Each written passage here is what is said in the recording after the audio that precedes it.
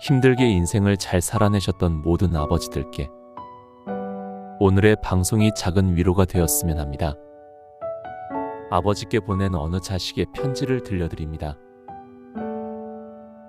할아버지를 간호하던 병실에서 우리가 단둘이 남았을 때 조용히 건네던 당신의 한마디. 아들, 내가 나중에 늙어도 지금처럼만 해줄래? 눈물이 날 것 같아서 당연하지 라고 얼른 대답하고 말았지만 그 한마디가 잊히지 않는다. 첫 번째 편지. 40대의 젊은 아버지는 애증의 대상이었습니다. 막 일을 하셨던 아버지는 뜨거운 여름날 술에 취해서인지 해에 그을려서인지 구분이 가지 않을 만큼 빨간 얼굴이 되어 들어오는 날이 잦았습니다. 거기에 더 취기가 오르면 어린 저에게 소주 심부름을 시키고는 하셨습니다. 그런 아버지의 모습이 마음에 들지 않으셨던 엄마가 바가지를 긁으면 대번 고성을 지르고 그래도 속이 시원하지 않을 때면 물건을 던지기도 했습니다. 그래도 손찌검은 하지 않는 것이 다행이라 생각했습니다. 초등학생 때까지는 방 한구석에 앉아서 조용히 울음을 삼켰지만 중학생이 되어서는 술에 취한 아버지의 모습을 조금도 보고 싶지 않아 밖을 나갔습니다. 동네 천변에 앉아있거나 서성거리며 아버지가 주무실 시간이 되어서야 집에 들어갈 수 있었습니다. 술을 드신다고 매번 그리 악한 주정만 하시는 것은 아니었습니다. 어느 날에는 오동이 팥잎 두 입 노래를 부르기도 했고 어린 자식을 앞에 두고서 조용히 신세 한탄을 하시거나 저를 업고 다니던 시절의 이야기도 해주셨습니다. 아빠, 술 좀 마시지 않으면 안 돼? 아니면 조금만 마시면 안 돼? 기분이 괜찮아 보이시는 날에는 아버지께 묻기도 했습니다. 그러면 아버지는 땡볕에 그을려 벌겋게 살갗이 벗겨진 어깨를 움찔거리며 대답하셨습니다. 마시지 않으면 일할 수 있간. 막 일하는 사람들은 술 안 마시면 고통스러워서 일 못해. 다 술 기운에 이 악물고 모래치고 벽돌 치고서 올라다니는 거지. 그러고는 돌아누우셨습니다. 아버지의 어깨를 들여다보고 있자니 어찌나 눈물이 나던지. 술은 아버지의 고된 삶의 진통제였는지도 모릅니다. 그날의 기억은 40이 조금 넘은 저에게 여전히 선명하게 기억되는 아픈 장면입니다. 소아 마비로 걸음마저 불편한 아버지는 누구보다 치열하게 사셨습니다. 독한 진통제 같은 소주 한 잔에 땀방울을 안주 삼아 훔쳐내며 한평생 건축 현장 막일로 자식을 키워내고 가정을 지켜냈습니다. 그런 아버지가 이제는 힘없는 여든의 백발 노인이 되어 보통 한번 된 술 한 잔 드시질 못합니다. 80대의 아버지는 너무나 애처로운 보고 있어도 그리운 아버지입니다. 장애를 가진 아버지는 장녀인 제가 건장한 청년을 만나 평범하게 살아가길 바라셨을 겁니다. 그러나 저는 아버지보다 더 심한 장애를 가진 남편을 만났습니다. 장애를 가진 아버지께서 더 잘 이해하시지 않겠냐며 허락을 구했을 때 처음으로 아버지의 눈물을 보았습니다. 자신이 장애를 가지고 한 세상 먹고 살기가 너무 힘들었기 때문에 내 자식마저 고생하며 사는 건 못 보겠다며 처음으로 자식 앞에서 눈물을 흘리셨습니다. 가슴이 찢기는 아픔이 그제야 무엇인지 알 것 같았습니다. 불편한 몸으로 삶이 고달팠을 아버지. 그런 아버지 가슴에 대못을 박는 사람이 나라는 게 무척 힘들었습니다. 그런데도 이 못난 딸은 자식 이기는 부모 없다는 말처럼 원하는 결혼을 했습니다. 16년이 흐른 지금은 누구보다도 사위를 사랑하고 자랑스러워하시는 아버지이십니다. 잘한 것 하나 없는 못난 딸은 지금의 제 나이였을 젊은 날의 아버지께 참 미안합니다. 나와 같은 자식을 낳아서 길러봤다면 그 고달픈 삶을 조금이나마 알 수 있었겠지만 그마저도 허락되지 않아서 손주도 안겨드리지 못했습니다.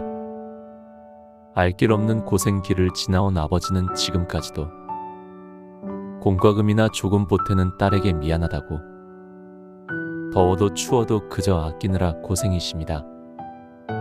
옛날에 불같은 호령은 온데 간데 없고 세월 앞에 쓰러진 고목처럼 쓸쓸하기만 합니다. 아버지, 당신이 앞으로 몇 해나 더 내 곁에 계실까 생각하면 목이 메고 가슴이 저립니다.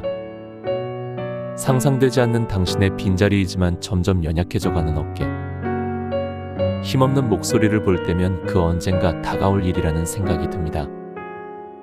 그 옛날 세련되지 않고 투박했던 아버지의 사랑이 너무나도 큰 사랑이었다고 이제야 느끼는 자식은 표현조차도 서툽니다. 그 아빠의 그 딸이라고 아버지 닮아 무뚝뚝하단 핑계로 사랑한다고 고맙다고 차마 입으로 뱉지도 못합니다. 자식은 아무리 애를 써도 평생 자식인가 봅니다.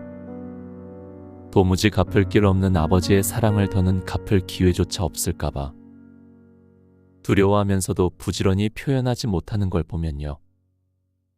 아버지가 드시던 술이 그리도 싫었던 딸이 이제는 먼저 반주라도 하시라며 좋은 술을 사다 드리지만 아휴 이제는 못 마셔 하시는 당신을 마주할 때면 너무도 서글퍼집니다. 아버지의 40대, 50대 그리고 60대를 오직 자식을 위해 사셨으니 이제는 이 부족한 딸의 효도를 받으셔야 합니다. 아버지 오래 계실 거지요. 아버지의 찬란한 삶은 지금부터예요. 자식 걱정, 먹고 사는 걱정 다 내려놓고 자식 손잡고 좋은 것 먹고 좋은 곳 구경하러 다녀요. 인생은 60부터라니 아버지 이제 20 꽃다운 청년이시잖아요. 20에 누려보지 못한 것들 모두 보고 담고 누리셔요. 아버지, 부를 아버지가 곁에 있어 정말로 감사합니다. 사랑합니다. 두 번째 편지. 1994년 어느 여름 해수욕장에서 새벽에 출근해서 밤에 퇴근하면서도 우리의 끼니를 걱정하고 17년을 같은 회사 똑같은 얼굴들을 보면서도 매일 다른 표정과 사랑으로 우리를 지켜냈다. 군것질과 먹는 걸 좋아하면서 매일같이 회사에서 나오는 우유를 집으로 가져오던 아빠, 언젠가는 떡을 가져왔다. 랩에 쌓여있는 둥글고 긴 떡이었다. 냉장고를 열 때마다 먹어야지 하면서 못 먹지 못했던 떡은 굳어버렸다. 아빠는 그걸 보며 속상해하셨다. 회사에서 간식으로나 먹고 딸들 주려고 퇴근까지 기다린 아빠였다. 온떡을 안 나는 그런 것들이 고맙기보단 아팠고 미안했다. 가난해서가 아니라 사랑해서였다. 시간이 지나 그 마음을 꾸역꾸역 씹어본다. 내가 지나온 마음들이 얼마나 많았을까? 제때 꺼내 먹지 못해 굳어버린 것들이 얼마나 많았을까? 매일 같이 말랑한 사랑을 가져다 주셨던 아빠의 퇴근길. 이제는 아빠와 함께 살진 않지만 때때로 늦게 집에 들어올 때면 언제나 부엌 불을 켜두고 잠드시던 아빠의 코 고는 소리가 그립다. 테이블 위 아빠의 구불구불 메모가 그립다. 냉장고 속 아빠의 우유, 떡이 먹고 싶다. 꼭꼭 씹어 내 안에 차곡차곡 담아두고 싶다. 언제쯤 나는 사랑이 사랑이라는 걸 늦지 않게 알 수 있을까? 세 번째 편지. 2016년 8월 30일. 요즘 아빠를 보면 자주 눈물이 난다. 늦은 저녁을 홀로 때우는 모습에 작은 TV를 켜둔 채 홀로 잠든 등짝에 코끝이 시큰해진다. 그러다가도 혼자 뚝 그치고 다시금 펜을 들게 된다. 언제부턴가 나는 아빠로부터 참 많은 걸 듣게 됐다. 언어가 아닌 눈빛, 한숨 같은 작은 신호에서도 들려오는 이야기가 많다. 그럴 때면 펜을 들지 않고서는 도저히 버틸 수 없어진다. 계속해서 적어가다 보면 이야기는 더 멀리 뻗어져 가고 당신의 모습은 풍부해져 간다. 그 안에서 마른 가지였다가 푸른 숲이었다가 따뜻한 볕이었다가 아버지 당신은 참 많은 모습으로 내 곁에 머무른다. 내게 당신은 커다란 나무 같다. 늘 그 자리에 머물지만 끊임없이 변화하는 존재이다. 끝없이 뻗어가다가도 벼랑간 작게 웅크리는 욕심일지는 몰라도 나는 나의 나무, 당신이 언제까지나 내 곁에 커다란 품으로 머물러 주기를 바란다. 힘이 들 때면 그 커다란 그늘에 숨고 있다금. 배가 고플 땐 까치 발을 들고서 당신의 열매에 닿고 싶다. 네 번째 편지. 우리 모두에겐 유년 시절이 있다. 어릴 적 사진을 꺼내보며 까르르 웃던 시절을 지나 이제는 옛 사진을 보며 마음 한켠이 저릿한 때가 왔다. 어릴 적 나에게 시선이 머무는 게 아니라 저기 저 젊은 청년에게 더 오래도록 마음이 머무는 지금. 아빠에게 한 줌이던 내가 이제는 아빠와 나란히 걷고 있다. 언젠가는 내가 아빠를 이겨먹는 날이 올지도 모른다고 생각했던 어느 날 왈칵 눈물이 났다. 자식을 이기는 부모는 없다고 한다. 그런데 어쩌면 부모에게 지려는 자식이 없었던 걸지도 모른다는 생각이 든다. 나는 이제는 잔뜩 쥔 힘을 풀고 부모에게 언제고 질 수 있는 딸이 되고 싶다. 다섯 번째 편지. 언제나 건강해라. 그게 성공한 삶이야. 아버지, 가깝고도 먼 당신을 나는 앞에서보다 뒤에서 바라보는 일이 많았다. 어릴 때부터 나에게는 큰 산 같던 당신. 내 손을 잡고 일요일 아침이면 뒷산 운동장에 올라 함께 공을 차고 매일 저녁 퇴근길에 양손 가득 과자와 통닭을 사들고 집으로 돌아오던 당신의 손이 이제는 많이 야위고 늙었다. 다 큰 아들이 회사를 퇴직하여 돌아왔을 때 직접 닭백숙을 해주겠다며 한여름 뜨거운 햇볕 아래 가마솥 앞에 앉아 불을 지피던 당신의 사랑을 나는 숨죽여 바라보았다. 왜 이렇게 말랐어? 속으로 말하던 나는 당신의 등을 바라보며 세월을 알게 되었고 한때 기업의 임원이었던 당신은 나에게 성공해라가 아닌 건강해라. 그게 성공한 삶이라고 말하는 나이가 되었다. 나에게는 거대한 산 같던 당신이 당신 아버지의 임종을 지켜보며 조용히 눈물 흘릴 때 나는 알았다. 거대한 산 도우름을 머금고 있다는 것을. 1년이라는 짧은 시간 동안 사랑하는 딸을 떠나보내고 아버지를 떠나보낸 당신의 삶이 얼마나 많은 울음을 삼키고 있을까 생각한다. 단단해 보이던 당신의 등이 처음으로 흐느낄 때 나는 아버지라는 슬픔을 목도했다. 할아버지를 간호하던 병실에서 우리가 단둘이 남았을 때 조용히 건네던 당신의 한마디. 아들, 내가 나중에 늙어도 지금처럼만 해줄래?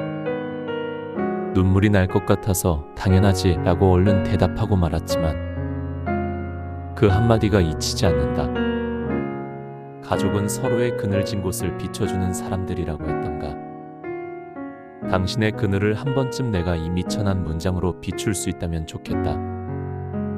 그리하여 당신이 나에게 그리고 내가 당신에게 전하지 못했던 사랑한다는 말이 이 안에서 우리를 비추길 바란다. 여섯 번째 편지. 아빠의 보호자가 되었다. 휠체어에 앉은 아빠와 그 뒤에 무표정한 얼굴로 서 있는 간호사 그리고 나. 우리는 수술실이라고 적힌 문을 멍하니 바라볼 뿐 아무 말이 없다. 아빠가 수술을 한다. 누구보다 건강한 아빠였기에 지금 이 상황이 믿기지 않지만 나는 차가운 문 앞에 힘겹게 서 있다. 수술실 입장 오더가 떨어지자 간호사는 아빠가 타고 있는 휠체어를 끌기 시작했다. 아빠 파이팅. 왜 그런 말을 했는지 모르겠다. 수술실로 들어가는 아빠에게 마지막으로 나는 파이팅이라는 생뚱맞은 말을 했다. 아빠는 대답 대신 희미한 미소를 지어 보였지만 불안한 시선은 허공을 응시하고 있었다. 곧이어 수척해진 아빠 뒷모습이 보였고 수술실로 들어가는 문이 닫혔다. 그 모습을 멍하니 보고 있자니 불현듯 생각이 났다. 수술 전에 아빠 손이라도 잡아드리려 했는데 깜빡한 것이다. 어젯밤 머릿속으로 수천 번 연습했던 일인데 파이팅이라는 어린애 같은 말과 함께 아빠를 그냥 보내드리고 말았다. 내가 기억하기에 처음으로 아빠의 손을 잡았던 건 초등학교 입학식이었다. 낯선 환경과 새 친구들에 잔뜩 긴장한 나는 입학식이 열린 운동장 한가운데서 그만 울음을 터뜨리고 말았다. 멀리서 지켜보던 아빠는 곧장 달려와 크고 따뜻한 손으로 내 손을 잡아주었다. 그러자 거짓말처럼 두려움은 사라졌고 마음은 평안해졌다. 배정받은 교실에 앉아 내가 안정될 때까지 아빠는 멀리서 지켜봐 주었다. 그때 위로가 되어준 따뜻한 손을 이제는 내가 아빠에게 돌려드리고 싶었다. 혼자가 아니라 수술실 너머에서 내가 함께하고 있다는 것을 알려주고 싶었다. 그렇게나 굳게 다짐했건만 나는 그만 잊어버린 것이다. 아빠는 힘들게 수술을 받는데 그것 하나 기억 못하는 내가 한심하고 속상해서 눈물이 났다. 그 옛날 입학식에서 하늘이 떠나가라 울음 터뜨렸던 것처럼 나는 수술실 앞에서 펑펑 울고 말았다. 보호자는 대기실에서 기다려주세요. 얼마 지나지 않아 병원 직원이 부르는 소리가 들렸다. 나는 감정을 추스르며 직원이 가리키는 쪽을 향해 걸어갔다. 아빠는 늘 나의 보호자였는데 나는 오늘 난생 처음 아빠의 보호자가 되었다. 곁에 두고의 짧은 생각. 사실 영상 제작을 위해 도서관에서 여러 책을 읽어봅니다. 그리고 이번 책은 제게 너무나도 큰 감동으로 다가왔습니다. 어느 한 구석에서는 알고 있었던 아버지의 무게를 조금이나마 느낄 수 있었습니다. 이번 영상으로 여러분에게 작은 힘이 되었기를 진심으로 바랍니다. 대한민국 아버지들 너무나도 고생하셨습니다. 오늘도 함께 해주셔서 감사합니다. 책 거울 같은 당신께 겨울 같던 우리가를 읽고